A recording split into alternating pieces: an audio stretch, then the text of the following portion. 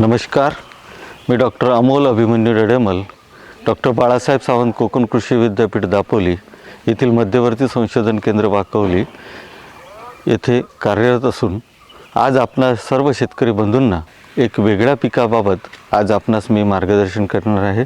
आपण मागील भागामध्ये रबर लागवडी तंत्रज्ञानाच्या लागवडीबाबत आपण संपूर्ण माहिती घेतली व आजच्या भागामध्ये आज आपण रबरची टॅपिंग कशी करतात तसंच त्यावर कशा पद्धतीने प्रक्रिया करून आपण त्याला बाजारापर्यंत कसं पोहोचवू शकतो याबाबत आज माहिती घेणार आहोत। रबर लागवडीपासून 6 ते 7 वर्षाची वयाची आपली रबर लागवडीची झाडं झाल्यानंतर रबरापासून चीक काढण्याच्या प्रक्रियेला टॅपिंग असे म्हणतात। मग टॅपिंग करण्याकरता आपली जी झाडं आहेत ती तयार झाली ओळखायचं असेल तर जमिनीपासून 125 सेंटीमीटर उंचीवर आणि झाडाची गोलाई 55 सेंटीमीटरची झाली की समजायचं की आपलं झाड हे टॅपिंग करता तयार आहे।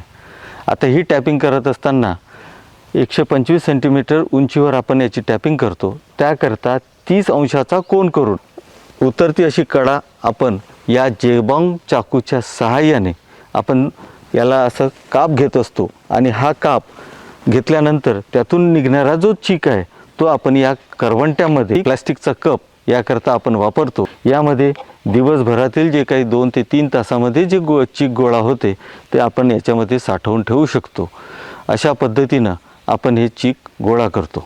असा हा चीक टॅपिंग करण्याकरता आपल्याला चांगल्या कुशल अशा मजुराची आवश्यकता असते। तर ज्या ठिकाणी रबराची लागवड असेल त्या ठिकाणी एक दिवस जाऊन भेट दिली, चीक टॅपिंग करतात आणि त्या पद्धतीचं आपण एक दिवसामध्ये प्रशिक्षण घेतलं तर आपण त्यापासून चांगल्या पद्धतीनं कट घेऊ शकतो। कारण की कट घेत असताना 30 अंशाचा कोन करावा लागतो, त्याचबरोबर 1.5 सेंटीमीटर लांबीचा व 1 सेंटीमीटर खोळाला लगत अशा पद्धतीनं काप घ्यावा लागतो। त्यामुळे त्याला चांगल्या प्रशिक्षणाची आवश्यकता असते, म्हणून टॅपिंग करता कुशल मजूर पाहिजे।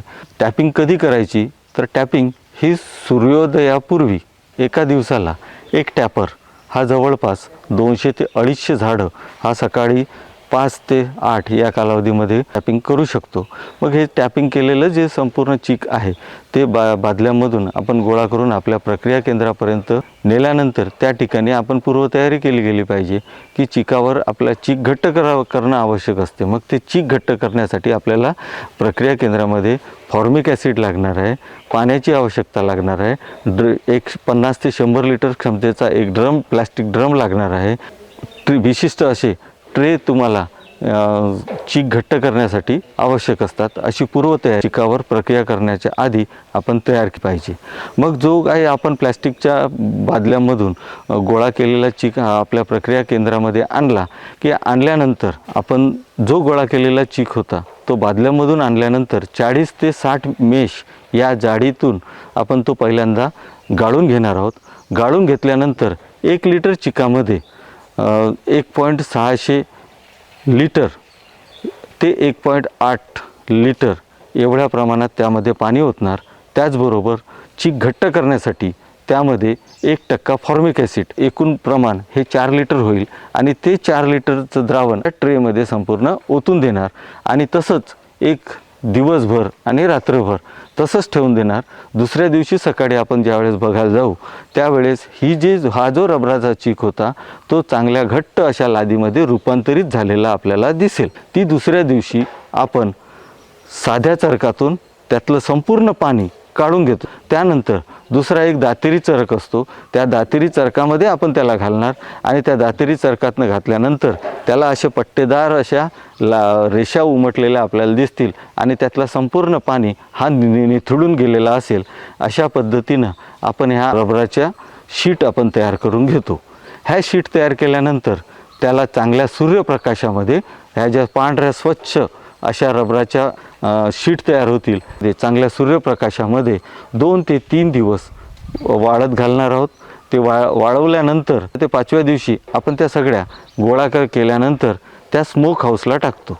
मग स्मोक हाऊसमध्ये हे जळाऊ लाकडाचा वापर करून त्यापासून होणाऱ्या धूर या धुराच्या सहाय्याने आपण याला एक 3 ते 4 दिवस स्मोक हाऊसमध्ये ठेवतो आणि त्यानंतर त्यापासून आपल्याला एक चांगली सोनेरी रंगाची रबराची लादी आपण बाजारामध्ये एक चांगल्या दराने आपण विकू शकतो. एका झाडापासून रबराच्या झाडापासून आपल्याला आपण एक दिवसाआड जी टॅपिंग करतो त्यापासून आपल्याला एका सीझनमध्ये जवळपास 12 ते 15 लिटर एवढं चीक एका झाडापासून प्राप्त होते.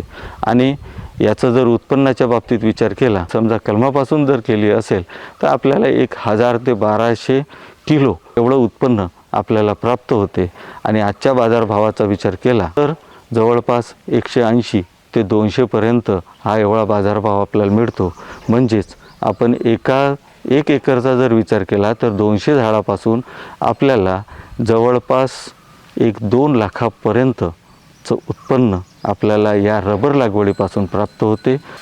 आजचा हा व्हिडिओ रबर लागवड तंत्रज्ञान जर आपल्या सर्व शेतकरी बंधूंना आवडला असल्यास आपण या डॉक्टर बाळासाहेब सावंत कोकण कृषी विद्यापीठच्या यूट्यूब चॅनलला लाईक करा, इतर शेतकऱ्यांकरता त्याला शेअर करा. धन्यवाद.